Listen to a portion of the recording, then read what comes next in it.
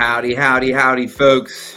Back for another episode of the Overflow Podcast. Appreciate you all joining us. This is episode 7. Can you believe it?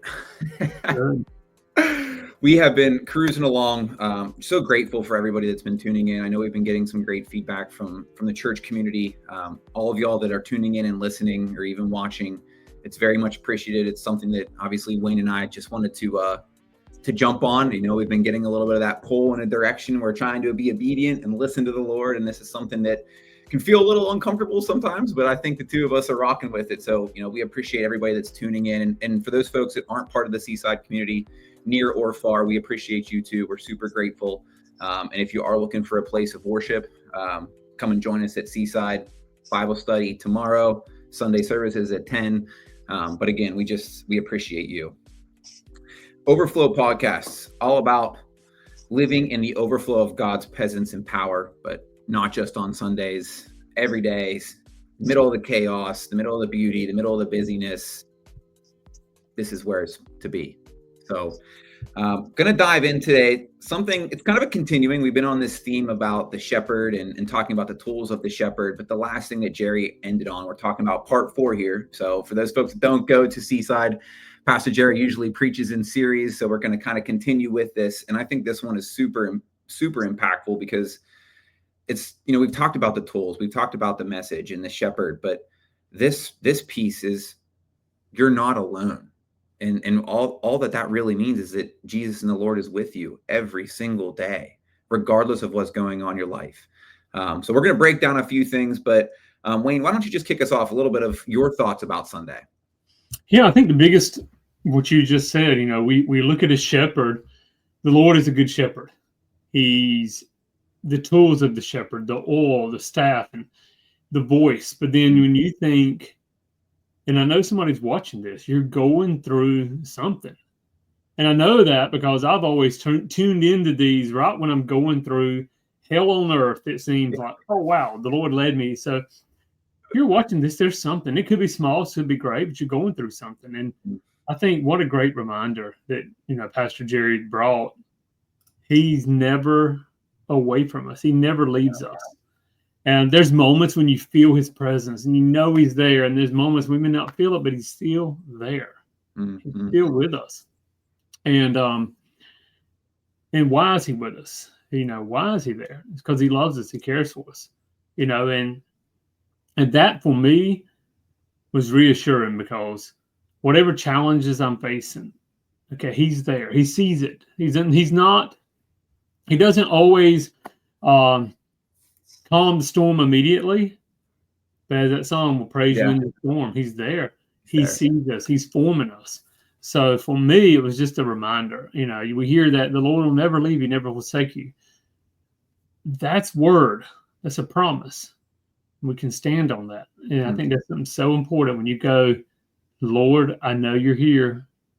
Could use your help. And it's simple as that. That's the greatest part, Wayne, is it as simple as that. I mean, I think there's so much confusion about how you're supposed to approach it and what is prayer supposed to look like. We talk about it in you know, mass at service all the time is what is worship supposed to look like? It comes in all shapes and sizes, and it is simple as just going to him and talking to him and having a conversation because he is there. He is there. And the more that you tune in, you have those conversations, the more it becomes apparent to you that regardless of your outside external surroundings, what's going on in your environment, in your life, or how your flesh feels, the Lord is still there with you and he's helping to form you for what is to come, right? And that's the biggest thing is what is to come. And I think the beautiful part about the verse that we're going to dive into, which is Psalm 23, I particularly want to zero in on Psalm 23:4, which is, yea, though I walk through the valley of the shadow of death, I will fear no evil, for you are with me. Your rod and your staff, they comfort me. We talked a lot about that, and I know that, you know, Jerry framed it up with you. Oftentimes you hear that verse. I mean, geez, I've heard it in a ton of different areas, a lot of songs, but it's oftentimes used at funerals, right? It's mentioned for passing through, yea, through I walk through the valley of the shadow of death. But how he broke it down in a Jerry special, breaking it down like a tent. He really brought out those little segments. And I want to kind of lean into the one first, which is I walk through the valley of the shadow of death, right? There's a few things there. First is shadow. It's a shadow of death. And, oftentimes you hear that death piece, you hear shadow, you think about darkness, you hear about sadness. But Jerry pointed out the true definition of shadow is there's some presence of light to cast that shadow.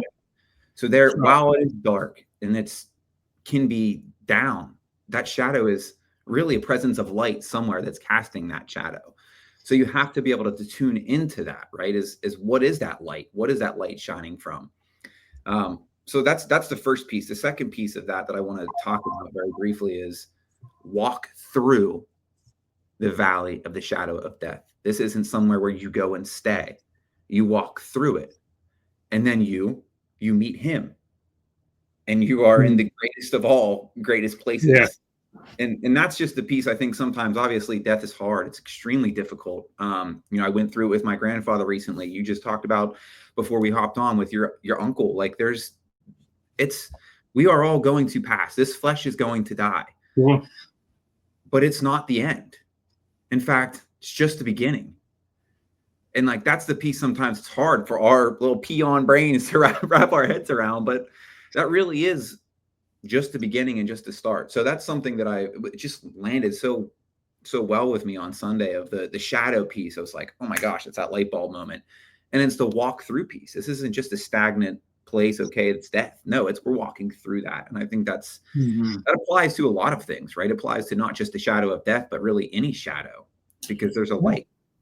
Yeah. And the shadow, if there's a place you're walking through and you feels like, how am I going to do this? What can I do? And you said a shadow implies darkness, but a shadow also presupposes light.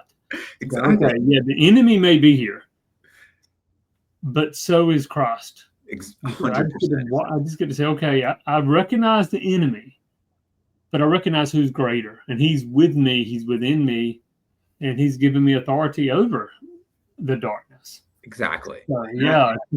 But the enemy wants us to get confused on that. What we focus on is, our reality. Mm-hmm. So we have to focus on the light instead of the shadow. It's because it's it. I mean, a shadow cannot exist without light. If there's a shadow in your life, that means there's light present somewhere, even if you can't fully see it right now.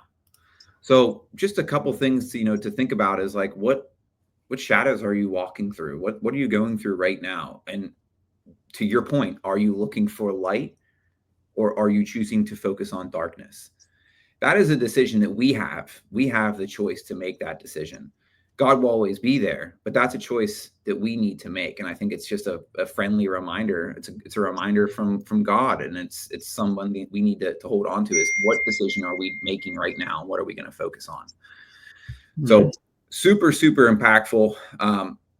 The next thing that kind of we talked about throughout Psalm 23 is there's a number of mentions throughout Psalm 23, which I'm going to get the old handy dandy Bible out here.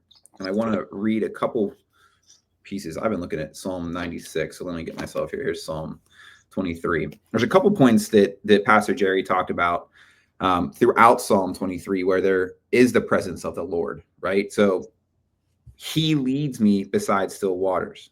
So he's there, he's leading you, right? He leads me in paths of righteousness. Again, he's there with you, leading you.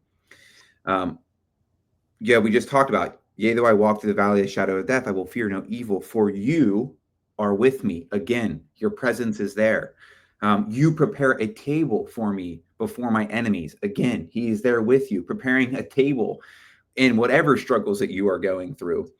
You anoint my head with oil. Again, his presence. So it's littered throughout this that he's with you all the time. Yes. And that's something that, we fail to lean into and to grab a hold of because of the day-to-day life. And that's okay. It gets in front of us, but we always have to remember that he's there beside us. Regardless if you can see it, he is there working with you. So that's a really, really important reminder for all of us. And the second thing is I kind of want to shift a little bit away from Psalm 23 and go into John chapter 14:3. I know Pastor Jerry mentioned it a little bit. He says, I go and prepare a place for you. I will come again and receive you to myself. What is so beautiful about that is that, we talked a little bit about the shepherd and hirelings, right? There's a hireling, and the hireling, is not always the shepherd. Doesn't act like the shepherd. Sure. This particular verse is not a hireling coming in. This isn't an angel, and angels are fantastic. I'm not saying anything about that, but this is Jesus himself. He's saying, I will come to receive you myself. How beautiful is that? I mean, that's just such an incredible thing. And I know that Jerry shared a story about, I believe it was his grandma passing, and like her talking before she passed, and those things, that the experience that you're going through. And she said, I think it was, if I'm remembering correctly, she said, okay, then open up the gates. Yes. Yes. So in that moment, you have to imagine, who is she talking to? Who is she seeing? Jesus himself is there. How beautiful of a moment that is, at a very dark time here in the flesh, death, right? But Jesus is there to receive you himself and take you through that period. It's just, I almost get emotional thinking about that. Yeah. And then we were talking about my uncle that literally 24 hours before we passed started having visions. He was awake, and he started having visions of Christ, of Jesus. And he explained, and I was not there, but another family member said he explained what his hair looked like, what his eyes looked like. He said that he looks different. He looks different in what we've modernized him or imagined him to be. Sure. But the fact that he looked different was really cool. I'm like, wow, I really believe he saw him, not just imagined that he saw based on what he looks different. Yeah. And so we are all, again, I know we're going to leave this world someday, but he's there with us. And I think, and the beautiful thing, this doesn't have to just be leaving this world. This could be, I got a problem at work. I got a problem in my marriage. I got a problem with my health. I got a problem with my neighbor. He's with you. He cares about those too. I wrote an article years ago. He cares about he cares about the snotty nose of a child that a mom's praying for, as he cares about wars and famines. He's not, nothing's too small for him. And he's there with that child. He's there with that mom, just like he's there with those soldiers or people, facing hell on earth. He's always there. We just got to call on him.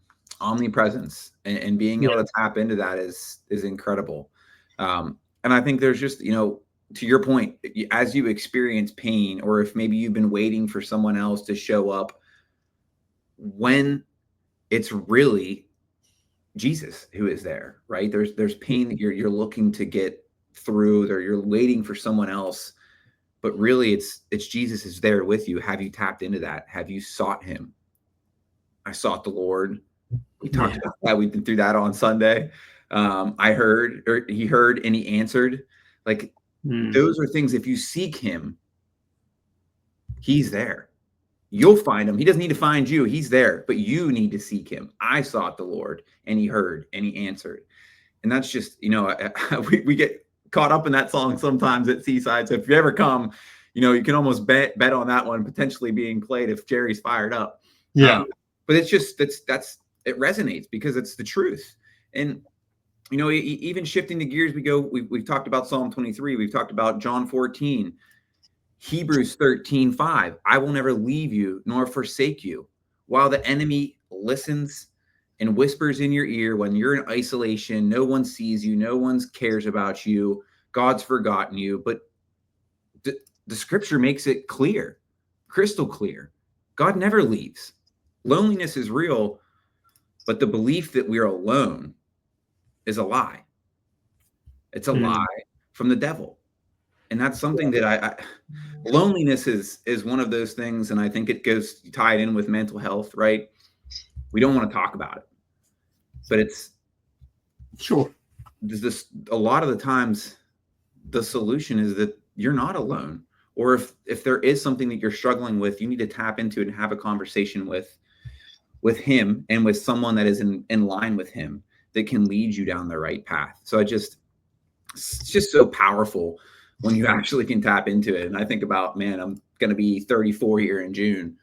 I spent the first 30 years of my life thinking that I was alone. Granted, I've got beautiful family and beautiful friends, but oftentimes when darkness casts its shadow, we have a tendency to shell up and to experience all of that alone, but we aren't alone. And that's beautiful. Yeah, what a great point, Eli. And I think a lot of people, I've heard it said you could be laying next to your, maybe Jerry said, you could be laying next to your spouse and feel alone. You can be in the midst of so many people and feel alone. And we feel alone when we, not to get too deep, but I've done a lot of counseling. And when people feel alone, it's like, it's not the presence of other people, it's the presence of not feeling understood. Exactly. I'm alone in my world. Nobody gets me. And Jerry even mentioned that with Elijah going, Lord, take me, Jezebel's after me. And he's like, I got 10,000 like you. Put your big boy, pants on and Put get your on. Big boy pants on, exactly. Yeah, and sometimes we have to remember that. And it's okay to say, God, I feel alone. I know I'm not. But help me with that feeling even, And I think what he does in that situation, Eli, is he'll let you know his presence is there. But also, I believe that's where we meet other people in our journey. We have to be willing to say, Lord, who's going to be that, as you said, somebody just tuned in with God. It can be a conduit of his love, his grace, his mercy, his correction even. And finding that with a group of like-minded people. I was speaking to someone, probably going to do some counsel with them, but this week, and I thought they need to see the mistake they're making. They've kind of already made because there's redemption, but it is the people that you're closest to, that will dictate your life. And I'm getting off subject, but I'll wrap it back around because a lot of times we don't make time for Jesus because we got other people in our life that are distracting us and taking from us. And if they're not pouring into your life or you're not pouring into their life, sometimes it's just a distraction. And so truly, he never leaves nor forsakes us. We got to say, Lord, maybe I've left you. And I think Jerry mentioned that as well. Lord, I've spent too much time on social media. I've spent too much time in this part of my life. I've spent too much time here. Yeah, can you help me with that, Lord? And that is intentional. You have to be intentional. Yes. He's there, but we got to be intentional to know that and recognize that. And you're a perfect example for me. David's a perfect example for me. Like I've been praying about and had been praying about, how do I grow spiritually? How do I surround myself with people? And the Iron Sharpens Irons group, like those. Obviously, we're talking about it for men, and it's the same thing with the women's ministry and the women's group at church. Once you surround yourself with those people, it is much easier to walk in the light. When you're not, it's hard to find yourself walking in the light. You almost feel like there's darkness everywhere. The shadow is so big. And it's not, I'm not to like you said, belittle that Jesus is there because he is always there. He's omnipresent. But when you surround yourself with others, it is much easier to see that he is there, particularly if those others are in line with that. And that's something that, I try to find in my life. And oftentimes it can feel uncomfortable bringing it up or talking about it in your quote unquote friend group. I will push you to talk about it more and more because that's an area that I've very much struggled with. And I see it even with my younger brothers. They struggle to talk about it. Not that they weren't brought up in it. They both went to Catholic school. It's always, been a framework of their lives, but it's always been a difficult conversation to have in that quote unquote friend group. But the beautiful part about getting out of your way, your own way, and talking about it is you very quickly will realize who around you in what you call your friend group is walking in that light. And I'm not saying to push anybody away that's not, because maybe you can do something for them to pour into them and bring them into the light. But just by talking about it, you very quickly can start to say, okay, that's my group. That's who I want to spend more time with, who I want to grow in my relationship with, and also together with the Lord, because you can share those experiences and what you're feeling. So that's a little bit of what I'm going to leave for those that are watching, is to talk about it with your friend group. I'm not saying it has to be the center of every conversation of all that you're doing. And maybe for internally it should be, but talk about it and just make a little mental note when you go to a friend group of, hey, how do I plug this in here? And just wait for the response, because that is very enlightening. At least it was for me. Sure. And when you think about, and that goes back to even congregations, even churches, listen, I hope people would come visit us, but if you're at a church and you're getting fed and you're truly, God is there, and that may be your group. And if not, it may not be.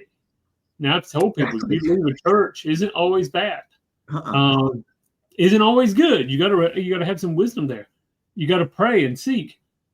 But if you're at Seaside, if you're in another church or what, he never leaves you. Christ that never leaves you. But he will use a body. He will use believers to help you, support you. What you don't want to be is the lone sheep out there. What that wanders out. Wanders off. And now the shepherd will come here. I'll leave the 99 to get the one. But it's in that time that you're alone that hell can come against you. Yes. Where the enemy says, they're alone. I can use this. And yes, there's redemption. And yes, there's grace. But it's better not have to walk through that. The need of that. Just walk in the best that you can, listening to the shepherd, and just knowing he's there for you when you do screw up, when life happens to you. This is so good. Well, I just want to wrap up with a couple of folks, had talked to us about the podcast, and I just want to again say thank you for all the folks that came out to Spring Fling. Was a great event last Saturday. Had a lot of fun. Got a little hot, not gonna lie, but we made the best of it. Had a lot of fun. Sold some hot dogs. We had a lot of fun with the kids in the bouncy house and the car show. Just want to say a shout out to everybody and thank you for those that came. We really appreciated it. It was great to fellowship with y'all. But I encourage you that if you're listening and you're thinking about this, he's with you in that valley, right? He always has been and always will be.